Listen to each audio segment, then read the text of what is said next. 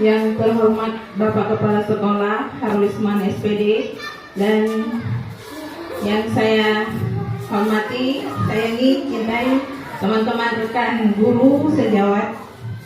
Pertama-tama marilah kita panjatkan puja dan puji syukur kehadiran Allah Subhanahu wa Ta'ala, di mana atas berkat rahmatnya juara pada pagi hari ini kita masih bisa berkumpul dalam rangka pengimbasan implementasi budaya positif sekolah yang mendukung Ibu Dina SPDI dan Ibu Dina Marisa SPDI, dan salawat berserta salam marilah kita sampaikan kepada junjungan kita Nabi besar Muhammad Sallallahu Alaihi Wasallam. Allahumma sholli ala sayyidina Muhammad wa ala ali Muhammad.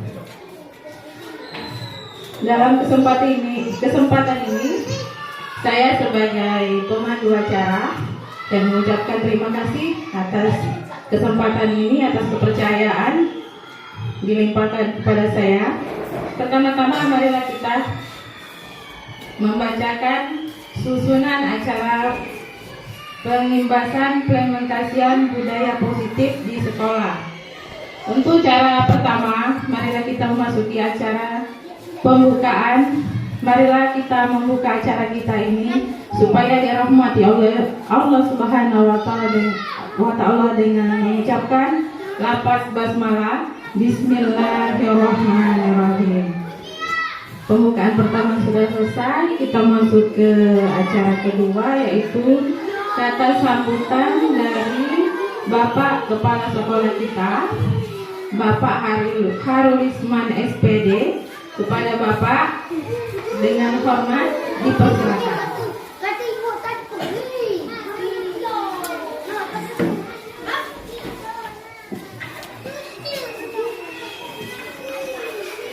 Assalamualaikum warahmatullahi wabarakatuh. Alhamdulillahirabbil alamin, wassalatu wassalamu ala asyrafil anbiya'i wal mursalin wa ala alihi washabihi rasulillahi ajma'in wa ba'du. Yang kami hormati Bapak Ibu Guru SD 59 Bengkulu Selatan, serta Dewan Guru kita yang terkhusus buat Ibu Dina Marisa SPDI sebagai pengimbasan implementasi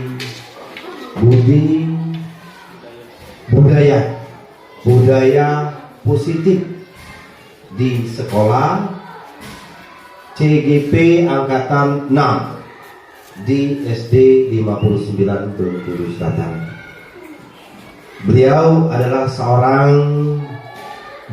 calon guru penggerak. Salawat beriring salam mari kita sampaikan kepada Nabi kita Muhammad SAW. Allahumma sholli ala sayyidina Muhammad wa ala ali sayyidina Muhammad. Semoga kita semua dapat mengikuti petunjuk-petunjuk beliau sampai yaumul akhir nantinya. Hendaknya amin. Bapak Ibu yang berbahagia, di pagi yang sangat mendung dan bersahabat, mari kita sama-sama mendengarkan apa-apa yang disampaikan oleh seorang calon guru penggerak angkatan ke-6 ini. Mari sama-sama kita nanti akan menelaah apa yang disampaikannya, nantinya akan kita turuti di dalam melaksanakan proses belajar mengajar. Insya Allah kita semua, walaupun kita baru satu yang sebagai calon guru penggerak, alhamdulillah nantinya beliau dapat meraih kesuksesan ataupun lulus di dalam guru penggerak. Kita sebagai guru yang belum ikut atau belum lulus ataupun yang belum ikut, dapat kita mengikuti calon guru penggerak. Supaya apa? Supaya kita di dalam melaksanakan proses belajar mengajar sudah barang tentu kita akan mengikuti zaman-zaman seperti saat ini. Karena Di dalam pelaksanaan proses belajar itu semuanya sekarang mengacu ke alat media elektronik. Hal demikian, mari sama-sama kita sambut, mari kita sama-sama dukung Ibu sebagai calon guru penggerak. Demikian saja pengantar ataupun kata sambutan dari kami. Wabillahi taufiq wal hidayah. Wassalamualaikum warahmatullahi wabarakatuh.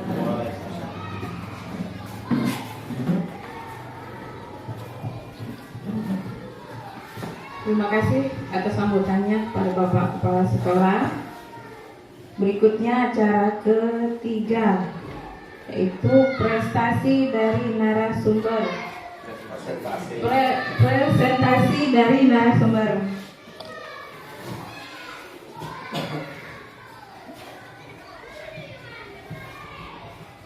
Bismillahirrahmanirrahim. Assalamualaikum warahmatullahi wabarakatuh.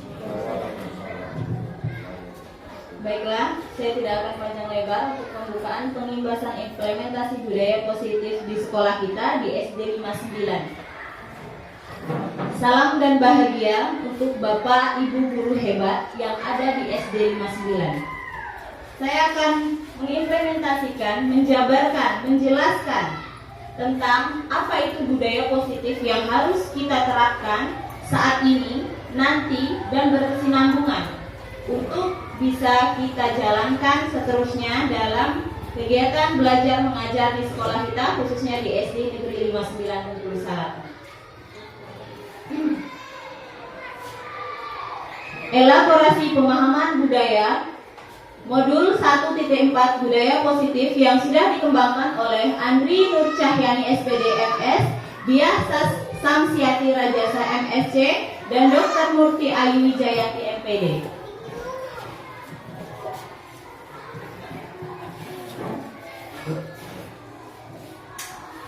Perkenalkan, nama saya Dina Marisa SPDI. Saya adalah guru pendidikan agama Islam di SD Negeri 59 Bengkulu Selatan. Saya calon guru penggerak angkatan 6 Bengkulu Selatan. Saya memiliki pengalaman yaitu 1. Peserta pelatihan Microsoft Office di tahun 2009. Yang kedua, peserta pelatihan guru Iqra, peserta pelatihan pendidikan perpustakaan, peserta pelatihan pramuka KMD. Saya juga peserta diklat pengembangan diri untuk guru yang dilaksanakan secara Zoom, webinar, dan peserta workshop nasional guru inovatif di Indonesia, sama pelaksanaannya dengan Zoom. Kemudian sekarang saya sedang mengikuti pelatihan calon guru penggerak angkatan 6 SD 59 Bengkulu Selatan. Saya perwakilan dari SD 59 Bengkulu Selatan.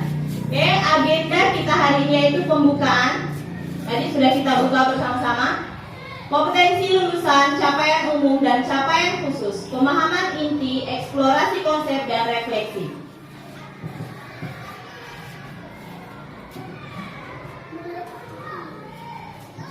Dalam hal ini kita bukan hanya guru penggerak, tapi kita semua sebagai guru harus memahami pentingnya mengetahui kebutuhan belajar dan lingkungan yang memfasilitasi seluruh individu di sekolah agar dapat meningkatkan kompetensinya secara aman dan nyaman.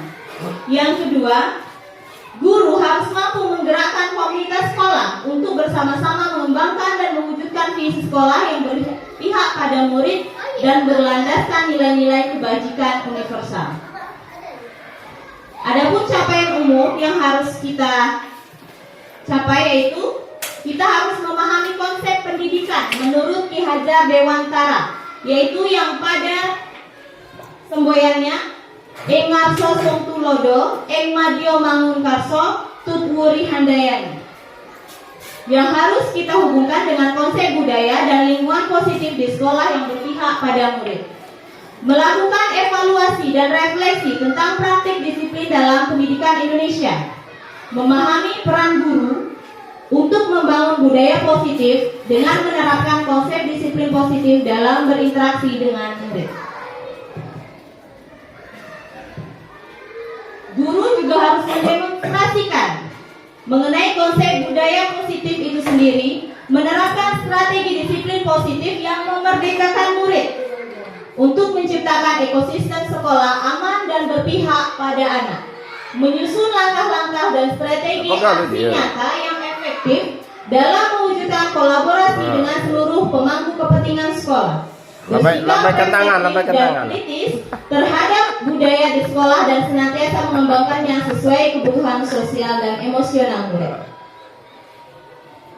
Dia tidak bagaimana itu. Oke, di sini ada pertanyaan ya Bapak Ibu guru hebat. Setuju atau tidakkah kita sebagai pendidik hukuman dapat mendisiplinkan anak? Setuju atau tidak? Setuju. Oke, nanti kita akan bahas. Pemberian hukuman dengan hal positif seperti membaca atau membersihkan halaman sekolah dapat meningkatkan disiplin anak. Setuju? Memberikan penghargaan dapat meningkatkan motivasi belajar anak. Oke. Topik dalam eksplorasi konsep yaitu disiplin positif dan nilai-nilai kebijakan universal, teori motivasi, hukuman dan penghargaan, restitusi, keyakinan kelas, kebutuhan dasar manusia dan dunia berkualitas, restitusi 5 posisi kontrol, restitusi segitiga restitusi, disiplin positif dan nilai-nilai kebajikan universal.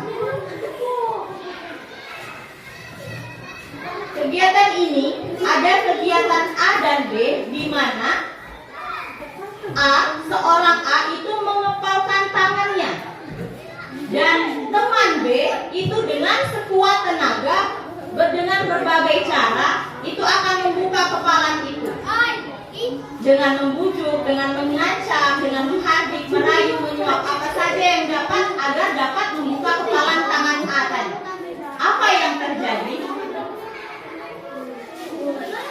Oke, ilusi guru mengontrol murid. Ilusi bahwa kritik dan membuat orang merasa bersalah dapat menguatkan karakter. Ilusi bahwa semua penguatan positif, efektif dan bermanfaat. Ilusi bahwa orang dewasa memiliki hak untuk memaksa. Oke.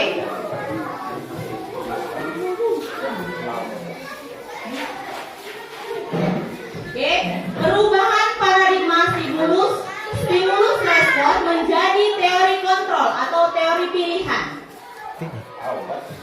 Siapa sesungguhnya yang memiliki kontrol? Kembali lagi di materi yang genggaman A dan B tadi. Sebenarnya Bapak dan Ibu guru yang memiliki kontrol untuk membuka dan menggenggam tangan kita tadi adalah diri kita sendiri. Ya, bagaimana kita mau membuka atau menutup dengan erat tangan kita atau hak kita agar tidak diketahui oleh orang lain. Jadi dari stimulus respon menjadi teori kontrol. Kita mencoba mengubah orang agar berpandangan sama dengan kita. Itu sangat salah. Jadi yang sebaiknya adalah kita berusaha memahami pandangan orang lain tentang dunia. Jadi kita tidak berhak ya apalagi memaksa untuk mengubah pandangan orang lain harus sama dengan kita. Yang kedua, perilaku buruk dilihat sebagai suatu kesalahan. Yang benar adalah semua perilaku memiliki tujuan. Ya, jadi dari stimulus respon kita harus merubah pola pikir kita menjadi teori kontrol atau teori pilihan. Orang lain bisa mengontrol saya? Tidak. Hanya saya yang bisa mengontrol diri saya sendiri. Itulah teori kontrol adalah sebuah teori yang memang harus kita ubah paradigmanya. Harus kita ubah pola pikir kita dari teori stimulus respon menjadi teori kontrol. Pemaksaan ada pada saat bujukan gagal. Salah. Kolaborasi dan konsensus menciptakan pilihan-pilihan baru. Jadi kita itu harus berkolaborasi Bapak Ibu, harus saling mendukung. Tidak boleh memaksa ataupun mengharuskan orang lain itu mengikuti pemikiran kita. Model berpikir menang atau kalah. Salah. Model berpikir menang, menang, dan menang.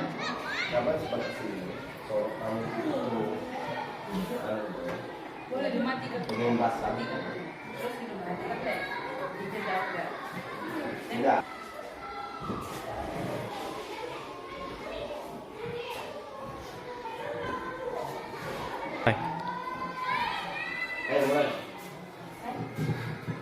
Disiplin positif.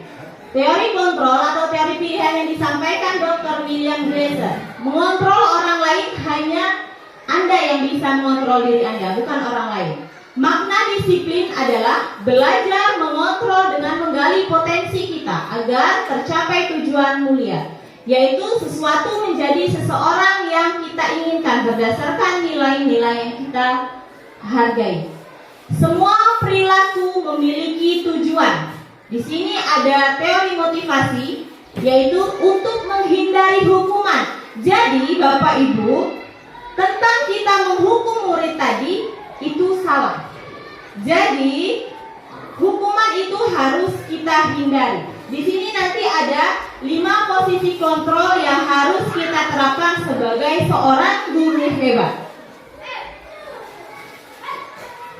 5 kebutuhan dasar yang harus kita penuhi agar tidak ada kesenjangan sosial atau sesuatu yang tidak kita harapkan terjadi pada diri kita, yaitu 5 kebutuhan dasar manusia yang harus kita penuhi adalah bertahan hidup dari makan dan minum, pakaian dan rumah, kemudian penguasaan, kasih sayang dan rasa cinta, rasa diterima, kesenangan dan kebebasan. Segitiga restitusi itu adalah yang pertama, merupakan suatu rangkaian kegiatan cara kita menyelesaikan masalah murid. Murid yang memiliki suatu masalah dengan temannya, atau dia memang mungkin ada salah satu kebutuhan dasar yang tidak terpenuhi, maka kita harus menjalankan segitiga restitusi, yaitu yang pertama, menstabilkan identitas, yaitu kita tanyai dulu siswa itu mengapa dia melakukan hal seperti itu. Kemudian yang kedua, validasi kebutuhan. Validasi kebutuhan itu kita cari kesalahan mereka itu di mana, mengapa sampai mereka melakukan hal seperti itu. Itu kita harus cari. Kemudian yang ketiga, menanyakan keyakinan. Keyakinan kelas yang sudah kita terapkan pada anak-anak di kelas itu harus kita kembalikan lagi kepada anak-anak, karena kita di kelas itu mengajak anak dengan sadar membentuk kesepakatan kelas untuk bisa diterapkan. Jadi tidak akan ada hukuman jika kita melakukan keyakinan kelas atau kesepakatan kelas. Tidak akan ada hukuman itu Bapak-Bapak dan Ibu. Jadi yang ada itu nanti konsekuensi dari kesalahan. Makna disiplin. Disiplin itu artinya belajar. Makna asal dari kata ini berkonotasi dengan disiplin diri dari murid-murid Sokrates dan Plato. Disiplin diri membuat orang menggali potensinya menuju sebuah tujuan, apa yang dia hargai. Namun dalam budaya kita, makna kata disiplin telah berubah menjadi sesuatu yang dilakukan seseorang pada orang lain untuk mendapatkan kepatuhan. Kecenderungan umum adalah menghubungkan kata disiplin dengan ketidaknyamanan, bukan dengan apa yang kita hargai atau pencapaian suatu tujuan mulia. Nah, di sini kemarin saya sudah sempat mengeprint dan sudah ada di 2 kelas nilai-nilai kebajikan universal yang memang sudah harus kita terapkan di sekolah kita. Nilai-nilai kebajikan universal yang harus kita terapkan di sekolah kita, yang pertama itu religius. Segala sesuatu harus dimulai dengan menghantarkan atau menghaturkan terima kasih, berdoa kepada Sang Pencipta. Yang kedua yaitu mandiri, nilai kebajikan mandiri. Yang ketiga adalah kreatif. Kreatif dan inovatif itu harus kita terapkan dalam kegiatan belajar mengajar saat ini, karena kegiatan belajar mengajar itu harus mengundang siswa untuk mau belajar, bukan memaksa ya Bapak-Bapak Ibu, bukan memaksa siswa untuk belajar, tapi mengundang siswa untuk mau tertarik untuk belajar materi kita itu. Makanya kita diharuskan untuk berkreatif dan inovatif, mencari metode dan model pembelajaran yang bisa membuat siswa-siswi kita semangat dalam belajar tanpa harus dipaksa. kita berkolaborasi aktif dalam kegiatan belajar mengajar, baik itu dari kepala sekolah dengan guru, atau guru dengan teman sejawat, ataupun siswa dengan guru. Itu harus berkolaborasi aktif. Yang kelima adalah gotong royong. Ini adalah nilai luhur yang tidak bisa kita buang begitu saja, tidak bisa kita lupakan begitu saja, karena Indonesia itu bersatu atau kuat itu dengan gotong royong.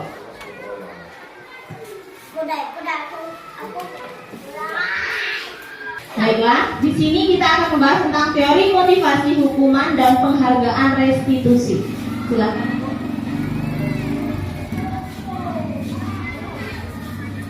Teori motivasi perilaku manusia. Untuk menghindari ketidaknyamanan atau hukuman, apa yang akan terjadi apabila saya tidak melakukannya? Itu adalah pertanyaan yang akan timbul jika kita melakukan sesuatu dengan terpaksa. Itu adalah motivasi eksternal. Untuk mendapatkan imbalan dari orang lain atau institusi, apa yang akan saya dapatkan apabila saya melakukannya? Berarti itu mengharapkan penghargaan ya Bapak-bapak, Ibu-ibu.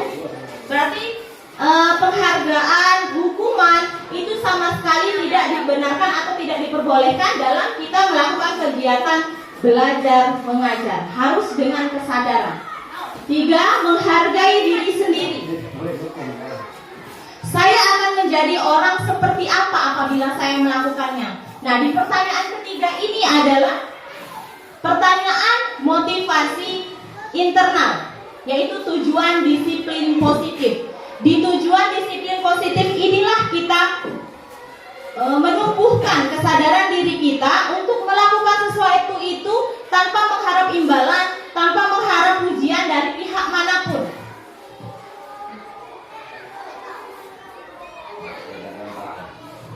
Ki Hajar Dewantara, dia memiliki kata-kata belajar yaitu merdeka. Merdeka itu artinya tidak hanya terlepas dari perintah, akan tetapi juga cakap buat memerintah diri sendiri. Seperti saya katakan tadi Bapak Ibu, kita harus menumbuhkan kesadaran diri kita dalam proses kegiatan belajar mengajar untuk memberikan kemerdekaan belajar pada siswa.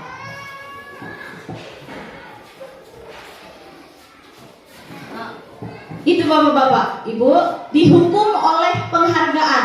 Memberi penghargaan itu sama saja mengecilkan mental siswa. Berarti selama ini kalau penghargaan itu diberikan dengan barang, itu salah, ya. Tidak ada dalam jangka pendek dan jangka panjang pengaruhnya itu ternyata sangat buruk Bapak-bapak Ibu. Jadi untuk anak-anak kita bukan diberi penghargaan. Penghargaannya itu cukup apresiasi dengan kata-kata. Jadi bilang seperti itu saja. Kamu dengan bisa mengalihkan ini berarti kamu sudah memiliki kepintaran yang sedikit dari kemarin, menambah sedikit pengetahuan dari kemarin. Jadi nggak boleh dikasih barang, ya Bapak-bapak Ibu. Penghargaan menghukum. Tadi di awal ada pertanyaan, bolehkah kita menghukum? Boleh katanya. Karena kita belum masuk ke materi inti.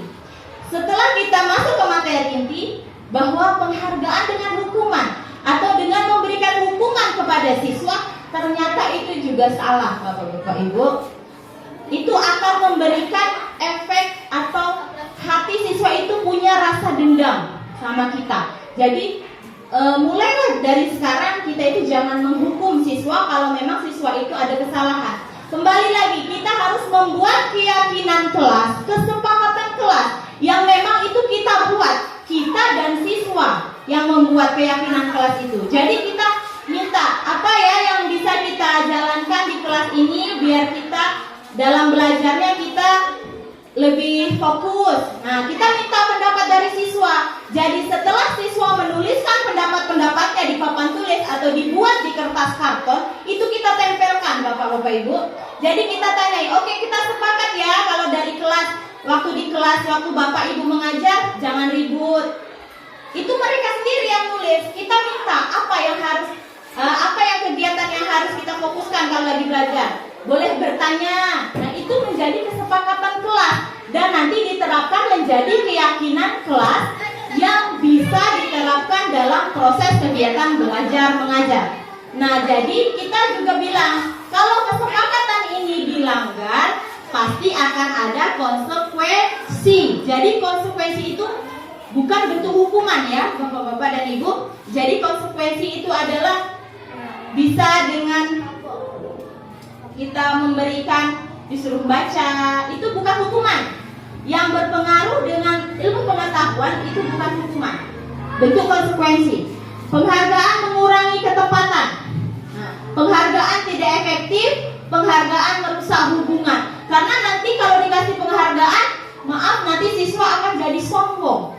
Apalagi kita ngasihnya di depan siswa yang lain. Oke, yang lain mungkin akan termotivasi, tapi siswa yang lain nanti pasti akan timbul perasaan, saya paling bisa, saya paling ini. Memang pasti ada, manusiawi itu sifat sombong. Tapi maka dari itu kita mengurangi intensitas untuk memberikan penghargaan berupa benda dalam memberikan apresiasi kepada siswa. Cukup dengan kata-kata atau apresiasi tepuk tangan saja.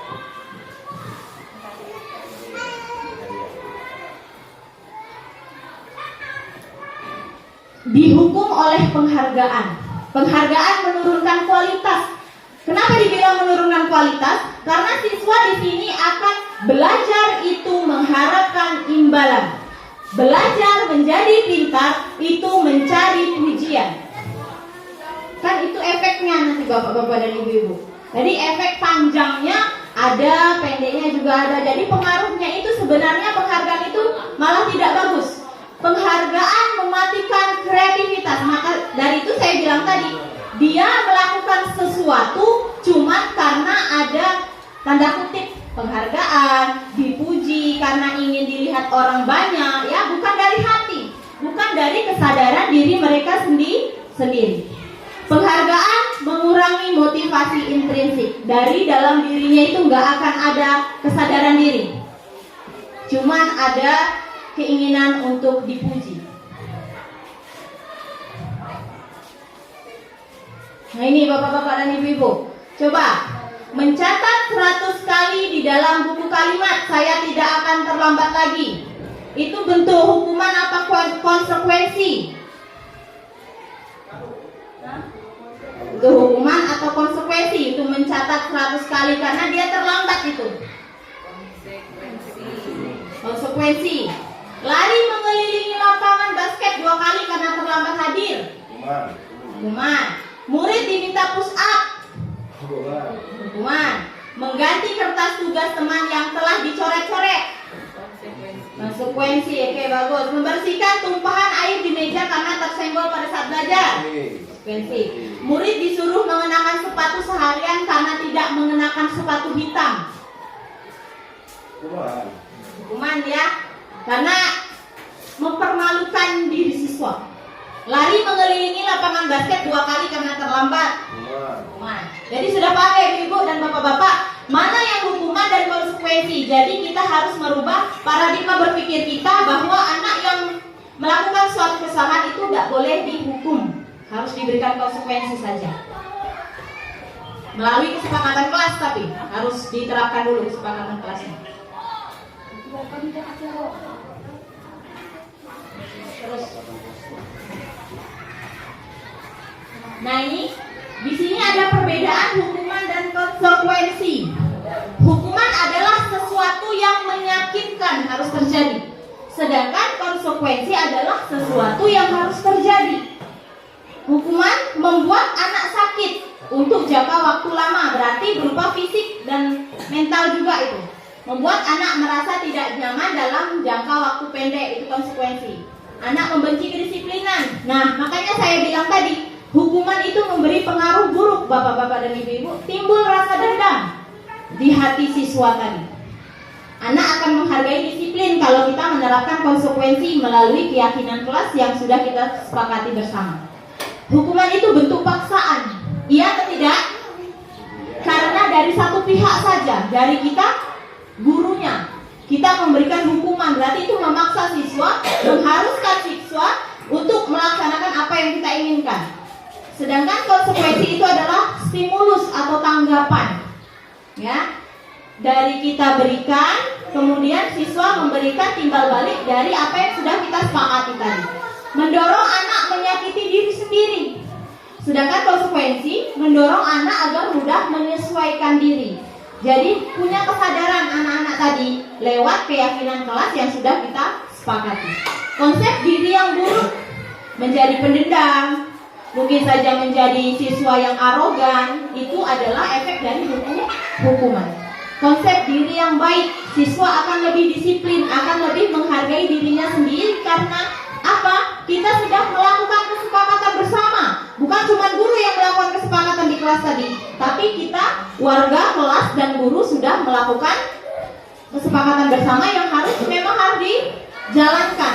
Anak belajar untuk menyembunyikan kesalahan. Dia akan berbohong.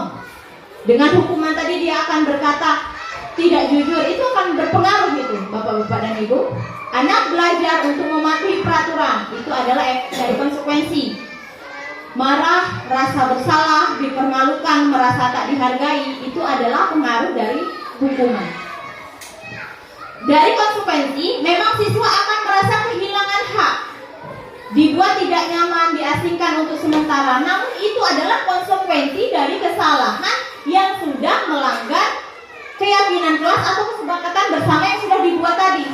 Kehilangan hak itu hanya untuk sementara kalau kita menerapkan konsekuensi.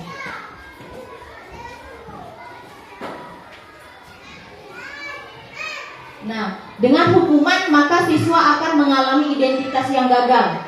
Sesuatu yang menyakitkan harus terjadi. Jadi dirinya tadi itu akan merasa gagal, Bapak-bapak dan Ibu-ibu. Dalam jangka waktu panjang dia akan terus terbayang, kalau siswa yang agak cuek, dia akan merasa biasa saja karena terus-terusan dihukum. Tapi kalau siswa yang perasa, sekali dia mendapat hukuman, dia akan terbayang terus dan akan menjadi cenderung siswa yang takut.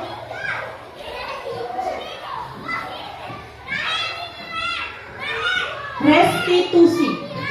Restitusi adalah proses menciptakan kondisi bagi murid untuk memperbaiki kesalahan mereka, sehingga mereka bisa kembali pada kelompok belajar mereka dengan karakter yang lebih kuat. Restitusi juga merupakan proses kolaboratif yang mengajarkan murid untuk mencari solusi untuk masalah mereka dan membantu murid berpikir tentang orang seperti apa yang mereka ingin menjadi tujuan mulia dan bagaimana mereka harus memperlakukan orang lain. Restitusi adalah suatu proses, Bapak-bapak dan Ibu-ibu, suatu proses kita mendidik siswa-siswi kita untuk menjadi seseorang yang sadar diri akan kesalahan mereka. Sehingga pada saat kita sudah menyelesaikan masalah mereka, mereka kembali pada teman-teman belajar mereka, mereka memiliki karakter yang lebih kuat lagi. Karena mereka tahu kesalahan mereka, bagaimana penyelesaiannya, dan apa yang harus dilakukan setelah melakukan kesalahan tersebut.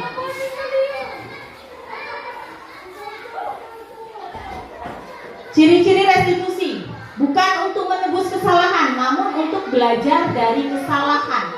Kesalahan merupakan pengalaman yang berharga sehingga dirasa jangan dilakukan lagi. Kalau memang siswa itu kita cara menyelesaikannya memang menggunakan prinsip restitusi yang sudah saya jelaskan tadi.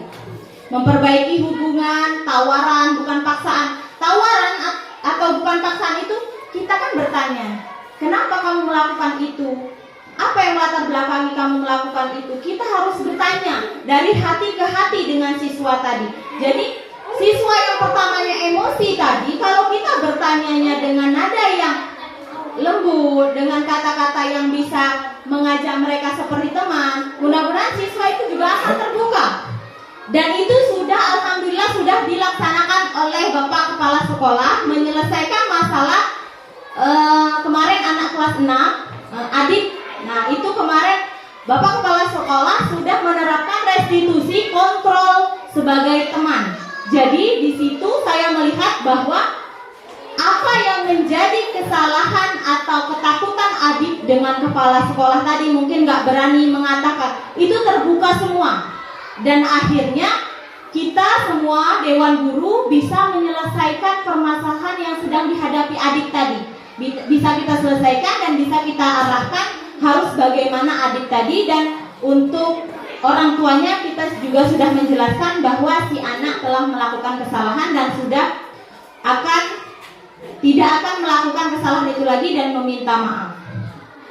Restitusi menuntun untuk melihat ke dalam diri, yaitu mengajak siswa itu melihat dirinya seperti apa. Kalau memang kita bertanyanya tadi dari hati ke hati, kata saya tadi, mencari kebutuhan dasar yang mendasari tindakan. Kebutuhan dasar tadi ada 5 yang harus dipenuhi. Makanya kalau salah satu dari 5 kebutuhan dasar tadi tidak terpenuhi, makanya akan timbul suatu tindakan yang aneh-aneh, yang nakal ya dari siswa itu. Seumpamanya dia tidak ada rasa cinta dan kasih sayang di rumah, kurang karena mungkin orang tuanya ke kebun, dia hanya tinggal dengan nenek dan kakeknya. Itu dia akan merasa aku kurang kasih sayang, dan dia akan menumpahkan nakalnya mungkin dengan mencari-cari perhatian itu nanti di sekolah. Dia akan mencari-cari perhatian itu di sekolah. Nah, itu harus kita berikan solusi kepada siswa itu untuk bagaimana 5 kebutuhan dasar itu terpenuhi walaupun dia hanya tinggal dengan kakek dan neneknya. Restitusi fokus pada karakter bukan tindakan. Jadi kegiatan restitusi itu fokus pada karakter siswa. Bagaimana kita bisa menggembleng siswa itu sehingga siswa itu bisa menjadi suatu pribadi yang baik, mempunyai sifat positif dalam dirinya dan menghilangkan sikap-sikap negatif yang mungkin nantinya akan muncul, nantinya akan timbul di lingkungan mereka. Kalau kita sudah menerapkan restitusi di sekolah kita, mudah-mudahan siswa nanti walaupun dia sudah lulus dari sekolah dasar ini, dia tidak akan mengulangi kesalahan dan akan terus menanamkan dalam dirinya bahwa saya harus jujur. Itu adalah salah satu pengaruh dari proses restitusi. Restitusi fokus pada solusi, memberikan solusi kepada siswa yang memiliki masalah. Restitusi mengembalikan murid yang berbuat salah pada kelompoknya. Jadi restitusi itu bukan menghukum ya bapak-bapak dan ibu-ibu. Setelah kita mendapatkan mengapa dia melakukan kesalahan itu, kita kembalikan lagi apa dalam keyakinan kelas yang sudah dilanggar. Itu bukan kita hukum, tapi kita berikan haknya untuk dia kembali lagi ke teman-temannya. Dan kita bilang pada teman-temannya bahwa tindakan atau perbuatan yang seperti dilakukan si A jangan diikuti, cukup hari ini dan selanjutnya nggak boleh lagi. Siapapun itu jangan lagi melakukan hal seperti si A.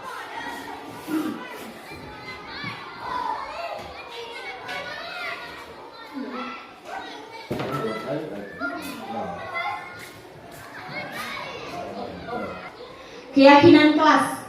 Keyakinan kelas itu berbeda dengan peraturan ya bapak-bapak dan ibu-ibu. Selama ini kita menerapkan peraturan. Peraturan itu kembali lagi itu hanya satu pihak. Kalau keyakinan kelas itu adalah kita bersama, warga kelas ya. Jadi untuk wali kelas boleh atau guru mata pelajaran boleh memberikan atau berkolaborasi dengan siswa membentuk keyakinan kelas yang harus disepakati bersama. Jadi peraturan itu tidak ada, tapi yang ada hanya keyakinan kelas. Karena kalau kita menerapkan peraturan, nanti akan ada hukuman kalau tidak menjalankan peraturan itu. Jadi bukan peraturan tapi keyakinan kelas atau kesepakatan kelas.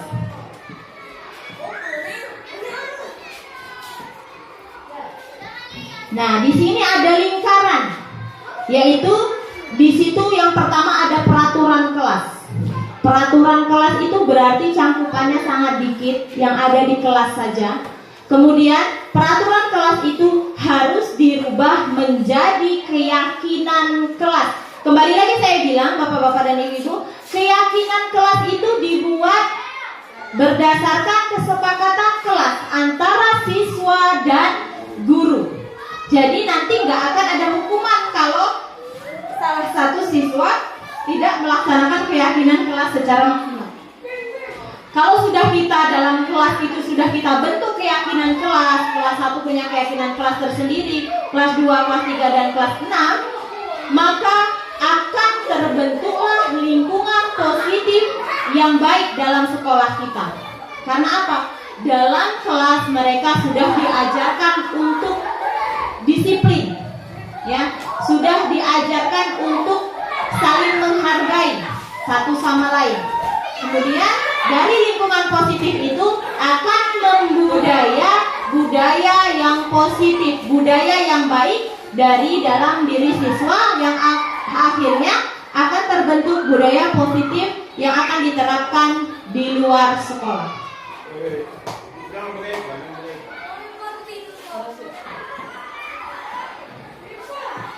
Nah, ini adalah kegiatan pendalaman keyakinan kelas, ya. Jadi saling menghormati, bekerja, diterima dan dimiliki. Jadi hormat itu berarti saling menghormati. Ada kesepakatan, ada pendapat dari satu siswa lainnya itu saling menghormati.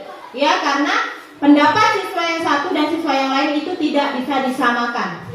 Bekerja, mengerjakan segala pekerjaan atau mengikuti kegiatan yang telah ditugaskan. Diterima dan dimiliki, untuk merasa diterima pada sesuatu dengan yang lain. Terus, nah, ini ada bentuk peraturan ya Bapak-bapak dan Ibu. Peraturan itu berarti pihak sekolah yang menentukan.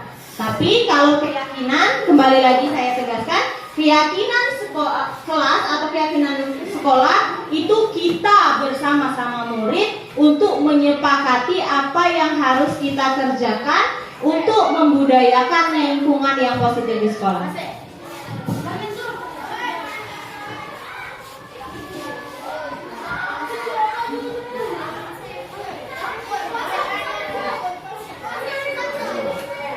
Nah, ini Bapak-bapak dan Ibu-ibu, dari awal tadi sudah saya jelaskan juga 5 kebutuhan dasar manusia yang harus dipenuhi. Kalau salah satu dari kebutuhan dasar ini tidak terpenuhi, maka itu tadi akan timbul siswa yang nakal, siswa yang suka bolos, siswa yang suka bohong, siswa yang tidak bertanggung jawab. Ya, itu adalah salah satu kebutuhan dasar manusia yang tidak terpenuhi. Bertahan hidup. Kenapa? Ada siswa di kelas 2, pada saat saya mengajar dia ribut, dia selalu buil-buil kawannya. Mungkin pas saya tanya, dia bilang, saya tadi dari rumah belum makan Bu, lapar. Jadi saya kurang fokus kalau mau belajar, jadi saya mainan. Nah, itu berarti salah satu kebutuhan hidup yang bertahan hidup tadi tidak terpenuhi dari siswa itu. Siswa itu lapar, makanya dia nggak fokus ke depan, fokusnya ganggu temannya.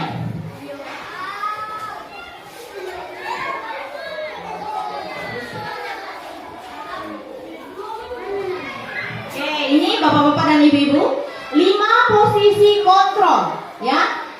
Ini yang 2, penghukum dan pembuat orang merasa bersalah itu akan menjadikan siswa kita menjadi identitas yang gagal.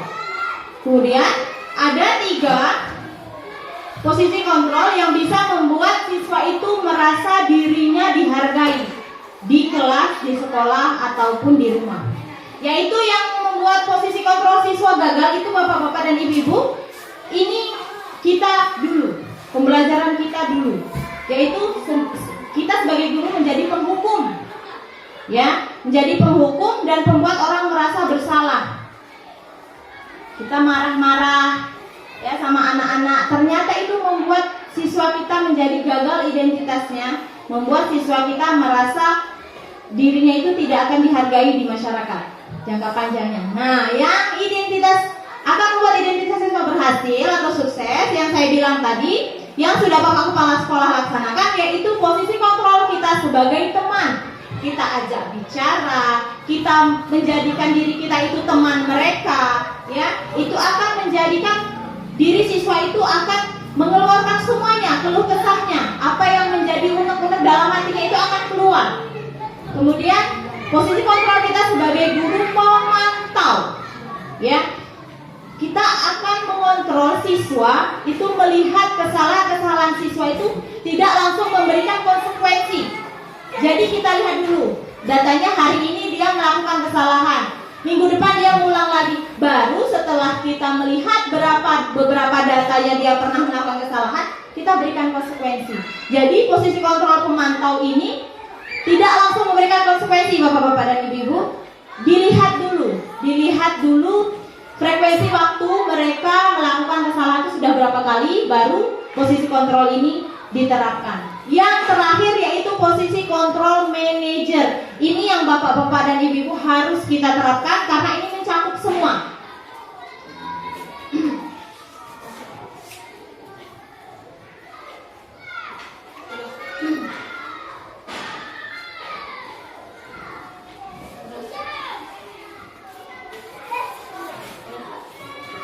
Segitiga restitusi, yaitu yang pertama menstabilkan identitas dulu. Kalau ada siswa yang melakukan kesalahan, kita panggil, kita cari dulu apa akarnya, apa permasalahan awalnya, apa latar belakangnya dia melakukan seperti itu. Itu ada kata-katanya ya Bapak-bapak Ibu-ibu. Dalam menstabilkan identitas siswa itu kita bisa bilang, setiap orang memang pernah melakukan kesalahan. Tapi kenapa kamu melakukan kesalahan ini? Harus bisa kita tanya seperti itu untuk mengontrol emosi siswa tadi yang masih menggebu-gebu karena dia habis berantem seumpamanya dengan temannya. Jadi kita bertanya dengan nada yang lembut. Kamu bukan satu-satunya yang pernah melakukan ini kok. Jadi kamu gak usah takut. Bilang aja kenapa, apa yang latar belakang kamu melakukan hal ini. Kemudian validasi kebutuhan. Setelah kita menstabilkan emosi anak tadi, kita melakukan validasi kebutuhan. Pastinya kamu punya alasan kenapa kamu sampai mengajak temanmu itu bertengkar. Nah, kita cari tahu apa latar belakangnya. Kemudian yang terakhir, kita tanyakan keyakinan kelas yang sudah disepakati. Apa ada keyakinan kelas di kelas kamu yang mengharuskan kamu berantem kalau berbeda pendapat? Kita kembalikan lagi ke siswa. Kalau memang tidak ada, baru kita kasih masukan, kita kasih solusi bagaimana siswa itu harus menyelesaikan masalahnya sendiri.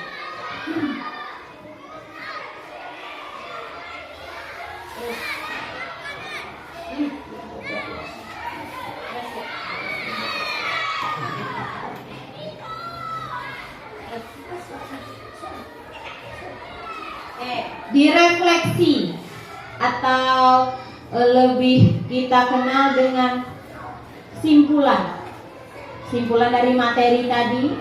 Itu ada beberapa pertanyaan. Hal baru apa yang mengubah paradigma saya yang saya dapatkan?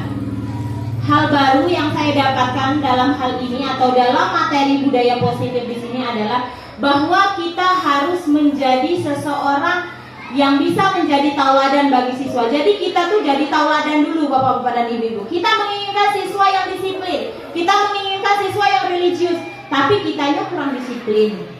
Ya, jadi kita harus mengubah paradigma awal kita menjadi paradigma baru yang bisa meningkatkan potensi dalam diri kita untuk kegiatan memajukan, mencerdaskan kehidupan bangsa untuk anak-anak didik kita yang hebat. Perasaan apa yang muncul selama mengikuti sesi ini khususnya mengenai makna disiplin dan motivasi intrinsik?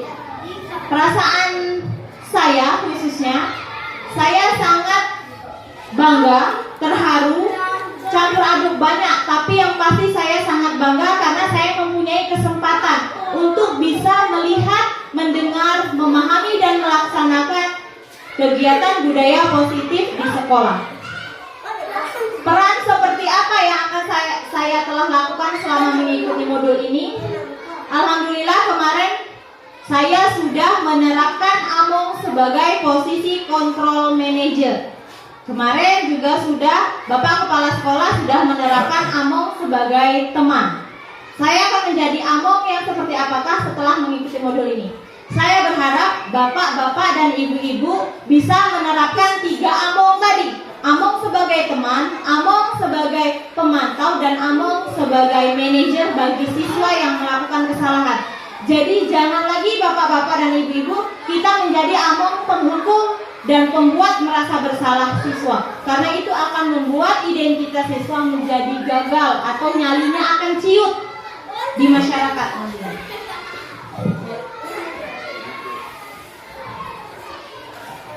Oke, terima kasih Bapak-bapak dan guru, bapak-bapak dan ibu guru hebat sudah mendengarkan penjelasan pengimbasan implementasi budaya positif di sekolah calon guru penggerak angkatan 6 SD Negeri 59 Bengkulu Selatan. Saya Dina Marisa SPDI mengaturkan banyak terima kasih dan wassalamualaikum warahmatullahi wabarakatuh.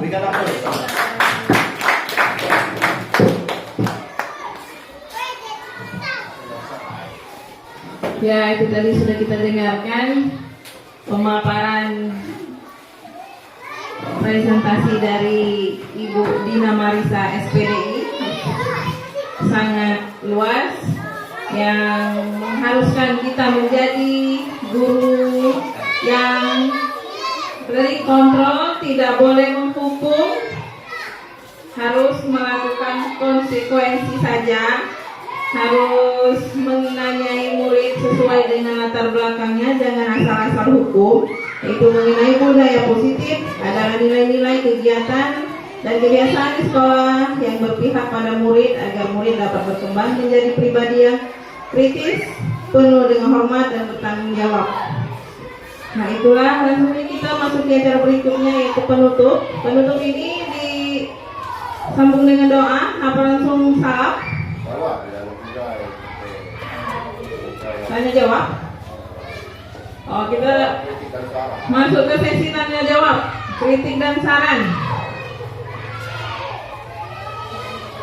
Rekan-rekan yang mempunyai unek-unek, penasaran atau pertanyaan, apa kritik atau saran kepada Ibu Dina Marisa, dipersilakan. Dipersilakan kepada bapak-bapak yang ingin atau ibu-ibu yang ingin menyampaikan kritik atau saran, apa informasi atau pertanyaan yang akan dibahas, dijelaskan lebih detail oleh narasumber kita, yaitu Ibu Dina Marisa, mengenai budaya positif sekolah ini. Bagaimana menjadi guru yang kontrol, yang bisa memberikan konsekuensi, apa hukuman, apa itu? Luar biasa dari calon guru penggerak angkatan 6 yang sudah disajikan presentasinya oleh Ibu Dina Marisa. Yang perlu kami bahas ataupun yang kami cermati itu sungguh luar biasa yang diberikan oleh Bu Dina, penjelasan-penjelasan tentang siswa-siswi tingkatan SD. Yang perlu kami garis bawahi mengenai siswa, murid di dalam kelas tidak boleh diberikan hukuman. Sementara waktu di ajaran kurikulum sebelum kurikulum merdeka, kita dapatkan siswa-siswi kita yang melakukan kesalahan, tentulah kita hadirkan hukuman supaya efek jerah kepada mereka supaya tidak melakukan kesalahan lagi. Akan tetapi dijelaskan oleh ibu kita sebagai calon guru penggerak, sebagai narasumber, tidak boleh lagi dilakukan hukuman. Hanya saja kita berikan kepada siswa itu adalah konsekuensinya. Jadi hal demikian sangatlah baik kita tumbuh kembangkan kepada siswa kita melalui konsekuensi. Pertanyaannya, apabila di dalam melakukan suatu tindakan kesalahan oleh siswa tidak diberikan suatu hukuman kepada siswa, hanya diberikan konsekuensi saja.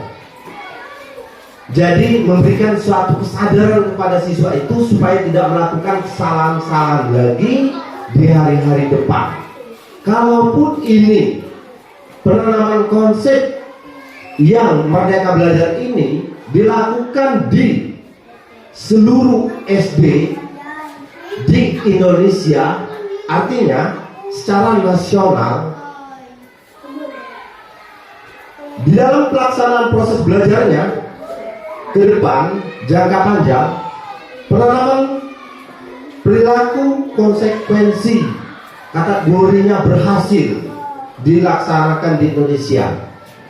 Sudah barang tentu kalau semua individu siswa-siswi berhasil dalam penanaman konsekuensi, maka tidak akan pernah melakukan kesalahan-kesalahan yang ada di dalam kehidupannya terkhusus di negara kita Indonesia.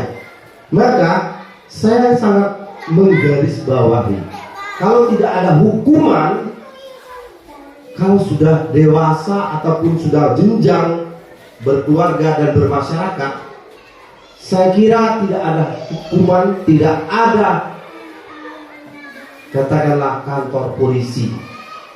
Jadi semua kita tidak ada lagi kesalahan. Artinya kalau tidak ada kesalahan di negara kita ini, tidak ada lagi yang namanya hukuman. Yang tahu hukum siapa? Adalah aparat hukum. Padahal negara kita ini adalah negara hukum.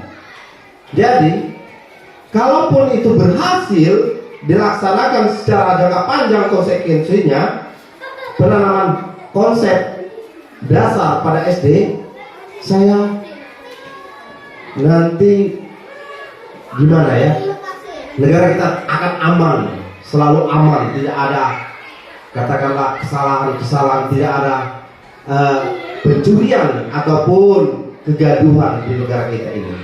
Sudah barang tentu akan terhapus aparat-aparat hukum itu menurut kami. Jadi mohon kiranya kepada Ibu Dina penjelasan yang lebih detail ke arah mana siswa ini kita bawa nantinya, jangka panjangnya ke arah mana. Karena apa? Siswa-siswi inilah akan menggantikan kita sebagai masyarakat ataupun sebagai warga negara Indonesia. Karena warga negara Indonesia ini secara runutnya akan bergantian dari yang kecil menjadi yang besar, ya. Jadi besar menjadi dewasa, sudah menjadi dewasa berkeluarga, sudah berkeluarga menjadi warga negara. Nah, hal demikian saya sangat menarik sekali. Nah, demikian saya akhiri. Wassalamualaikum warahmatullahi wabarakatuh.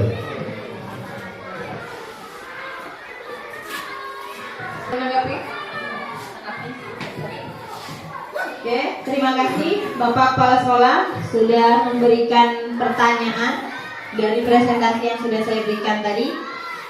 Konsekuensi ini akan, tadi sudah kita paparkan ya, konsekuensi ini akan membawa kesadaran pada diri siswa sehingga dia tidak akan melakukan kesalahan untuk kesekian kalinya atau mengulangi lagi kesalahan yang sudah pernah dilakukan. Konsekuensi kita ini kita harus berikan, salah satunya itu untuk menumbuhkan kesadaran diri. Konsekuensi tadi juga diberikan untuk menumbuhkan kesadaran sosial di dalam diri siswa. Konsekuensi juga menerapkan atau memberikan efek bertanggung jawab. Jadi konsekuensi-konsekuensi yang kita berikan itu memang mengandung nilai-nilai yang memang akan dipetik dari kesalahan yang sudah diperbuat tadi. Jadi dia melakukan kesalahan, konsekuensi yang akan kita berikan itu bernilai bertanggung jawab, bernilai menumbuhkan kesadaran diri dalam diri siswa. Sehingga konsekuensi itu menggantikan hukuman, efek jera tadi, Pak. Jadi konsekuensi tadi memberikan efek jera tapi tidak menyakiti fisik atau mental siswa secara jangka pendek dan jangka panjang. Jadi sehingga konsekuensi tadi bisa benar-benar memberikan efek jera karena dia sudah dipermalukan. Tapi dipermalukan dalam tanda kutip untuk sementara karena dia diberikan konsekuensi dari kesalahan yang diperbuat. Dia disuruh nulis sebanyak sekian, disuruhnya di depan kelas. Memang dia nulis di bukunya tapi dikatakan di depan forum kelasnya, sehingga dia mempunyai, saya malu ya kalau kayak gini, masa iya saya harus nulis seperti ini. Apalagi semua konsekuensi itu diberikan kepada salah satu yang memang siswa yang berprestasi. Nah, jadi tidak menutup kemungkinan bahwa siswa yang berprestasi pun akan melakukan kesalahan. Jadi akan ada rasa malu, rasa jera jika kita memberikan hukuman, namun memberikan konsekuensi dari kesalahan yang diperbuat. Tapi konsekuensi itu saya katakan lagi harus mengandung nilai jera. dari kita untuk siswa tadi. Dan konsekuensi itu memang sudah kita sepakati sebelum atau pada saat kita melakukan keyakinan kelas dan kesepakatan kelas. Menurut saya itu. Terima kasih Bapak. Assalamualaikum warahmatullahi wabarakatuh. Ya, itu tadi penjelasan dari Ibu Dina kepada Bapak Kepala. Apa sudah cukup? Atau ada yang ingin menambahkan? Atau ada lagi yang ingin bertanya? Atau kritik dan sarannya? Silakan Pak Fauzi, Pak Fadil, Pak Idrus, Pak Les, Ibu Ade, Pak Apip.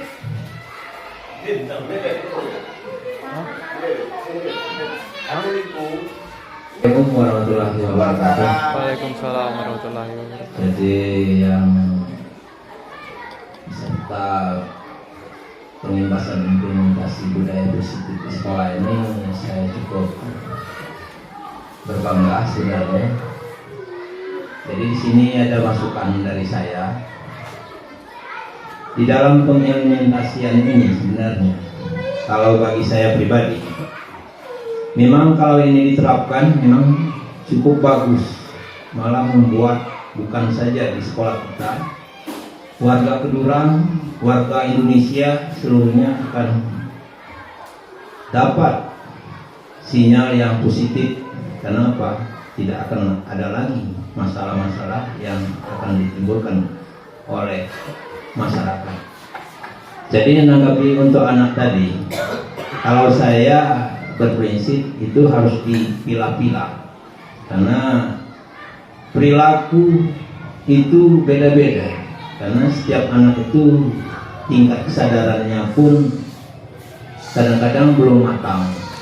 Jadi disinilah yang membuat pengaruh kalau tidak itu dipilah-pilah atau dipisah-pisahkan antara anak yang katakanlah di rumah mungkin dia sangat penurut, mendengar anak yang satu lagi dihukum karena di rumahnya anaknya termasuk amburadul kan, hendaknya saja. Jadi kalau kita menerapkan di sekolah sebenarnya itu secara keseluruhan akan merusak citra buat anak yang mau belajar atau yang sudah punya kesadaran. Itu positif gitu. Jadi yang saya tambahkan juga, nah bagaimana ini untuk mengatasi yang perilaku yang sangat-sangat tidak menyenangkan. Karena tingkatnya ini sebenarnya kalau dihukum akan merusak anak itu sendiri, tapi tidak dihukum akan merusak suasana. Jadi menurut saya itu yang bagaimana yang seharusnya. Memang pengimplementasian itu sebenarnya atau secara konsekuensinya ya, memang itu arahan tadi ya. Tapi segi positifnya juga cukup bagus. Tapi segi negatifnya itu tadi susah untuk membedakan. Jadi akhirnya dampaknya masih akan seperti biasa-biasa saja. Jelas itu. Karena apa? Karena sekolah itu sudah tidak berwenang lagi untuk menghukum. Malah kita kadang-kadang menyerahkannya kepada aparat. Aparat lebih kejam dari guru. Karena aparat itu penegak hukum. Nah, dengan sendirinya kalau sudah konsekuensinya berjalan dengan seutuhnya, otomatis aparat itu akan hilang dari Indonesia ini. Untuk apa lagi? Nah, tetapi kalau balik lagi ke hukuman tadi, ya, guru itu masih ada tingkat kewajaran. Jadi saya berharap kepada rekan, kalau bisa ya, untuk masukan, dipilah-pilahlah. Gitu. Jadi apakah perlu bimbingan konseling? Jadi kamu di sekolah ini tidak ada bimbingan konseling, guru bimbingnya otomatis diserahkan kepada guru kelas. Jadi inilah untuk masukan buat saya. Jadi kesimpulannya tidak apa itu harus ada gimana ya, keseimbangan antara ataupun pembelaan lah, dipilah-pilah lah. Jadi masukan saya ini sebenarnya mungkin kurang pas, tetapi harapan saya untuk membangun ini, ya saya sangat setuju sekali dengan adanya pengimplementasian budaya positif di sekolah. Tapi itulah hambatannya tadi yang perlu digarisbawahi. Sekian, terima kasih. Assalamualaikum warahmatullahi wabarakatuh. Masukan saja. Baiklah, kepada Bapak Wali kelas 6, Bapak Idrus, terima kasih masukan dan sarannya untuk pengimplementasian budaya positif yang telah kami jelaskan tadi. Di sini tadi memang saya jelaskan ya Pak ya, jangan ada hukuman. Jangan ada lagi hukuman, yang ada hanya konsekuensi. Di sini juga bisa kita lebih jelaskan lagi. Konsekuensi bukan hanya memberikan efek jera, tapi dengan memberikan apresiasi kepada siswa, itu akan diharapkan menumbuhkan kesadaran dan lebih memberikan motivasi intrinsik dalam diri siswa. Sekali lagi terima kasih kepada Bapak Idrus, saran dan masukannya untuk saya. Saya akhiri, assalamualaikum warahmatullahi wabarakatuh. Terima kasih Bu Dina atas penjelasannya. Di sini pertanyaan dari saya sendiri, saya coba-coba kepada Ibu Dina mengenai dari kasus yang telah terjadi di sekolah kita. Banyak kenakalan-kenakalan yang telah kita temui di sekolah kita. Ada kasus perkelahian, terlambat, malas kebersihan, pencurian. Yang saya temui, anak-anak itu lebih suka dihukum daripada menjadi orang baik. Tidak hormat, tidak patuh, kasar, tidak sopan dengan guru. Itu saya tanyakan, bagaimana kita sebagai guru harus memposisikan kontrol guru kita seperti apa yang dapat mewujudkan budaya positif kita kepada sekolah, kepada anak kita. Dari kasus-kasus permasalahan kenakalan anak murid yang telah terjadi di sekolah kita ini. Terima kasih. Terima kasih kepada Ibu Reva. Untuk kenakalan-kenakalan siswa tadi, kita bisa menggunakan posisi kontrol kita sebagai teman. Ya, jadi kita ajak dulu mana yang sering berkelahi itu, bisa pada saat istirahat kita duduk bersama dengan siswa itu, kita beri masukan, kita beri gambaran. Kalau kita sering berkelahi, apa yang kita dapat? Kita selalu akan dipanggil ke kantor, orang tua kita pasti akan dipanggil oleh kepala sekolah. Kita berikan gambaran-gambaran, membuka perasaan dan pikiran mereka. Kita posisikan diri kita itu sebagai teman. Jangan posisikan diri kita sebagai orang dewasa di atas mereka. Seperti mungkin mereka tidak mau kebersihan ya Bu. Jadi boleh kok kita ajak, ayo ibu ambil ini, kamu ambil yang itu. Jadi bisa kita terapkan. Posisi kontrol kita sebagai teman bisa kita terapkan. Coba kita terapkan dalam lingkungan sekolah kita Ibu. Posisi kontrol sebagai teman, kita merangkul mereka, kita bicara dari hati ke hati tanpa ada kata-kata yang bernada tinggi.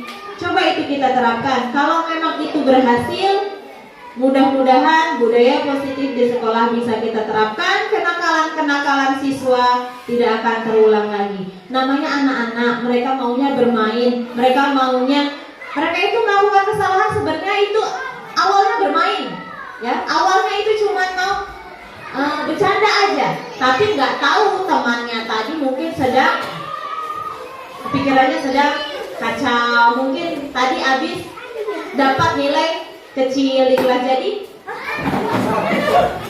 Baiklah, saya akan ulangi. Jadi kita bisa menerapkan posisi kontrol untuk masalah-masalah kenakalan yang ada di sekolah kita. Dengan siswa kita, kebetulan kita di SD, jadi kita bisa kok Bapak dan Ibu guru membujuk, merayu siswa kita tadi agar tidak melakukan hal-hal yang nakal-nakal lagi. Jadi kita posisikan diri kita menjadi seorang teman, seorang sahabat dari siswa-siswi kita tersebut. Terima kasih. Assalamualaikum warahmatullahi wabarakatuh.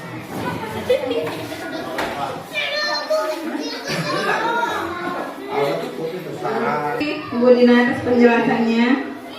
Kami sudah memahami. Kita memasuki acara penutup. Marilah sama-sama kita menutup acara kita ini dengan mengucapkan lafaz Alhamdulillah Rabbil Alamin. Terima kasih. Saya sebagai pemandu acara mohon maaf jika ada kekurangan dan kesalahan. Wallahumma fiq ila wa muqtari. Wassalamualaikum warahmatullahi wabarakatuh. Waalaikumsalam warahmatullahi wabarakatuh.